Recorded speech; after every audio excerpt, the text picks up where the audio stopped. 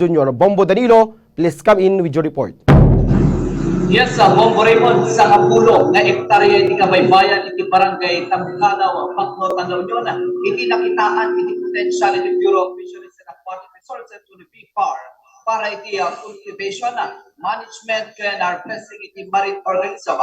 Na iti kita babayan iti naisangkan na technology demonstration iti BFAR kasa identified site iti mariculture project may sa klase di pagpupukan wenno pagtaktan hindi na duma-duma klase ng ikan velocidad. Dito yung project iti mariculture iti Bacnotan ket mawawagan na circular high density polyethylene Norwegian cage.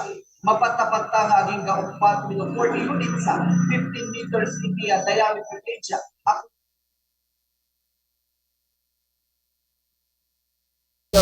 Francis Fontanilla, iti Municipal Agriculture, iti Municipal Agriculturista, Dr. Lina Amigo, iti nasong lokasyon, karaman pa iti BFAR, Senior Aqua Culturist Henry Canlapsa.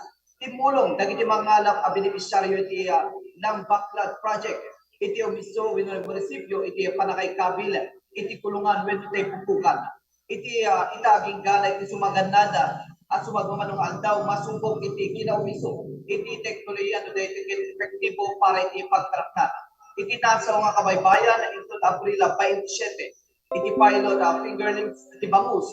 Iti dahil proyekto kas panagpadasa. Iti nasa pukan niya dagiti nagduma pa ang klase ng sida.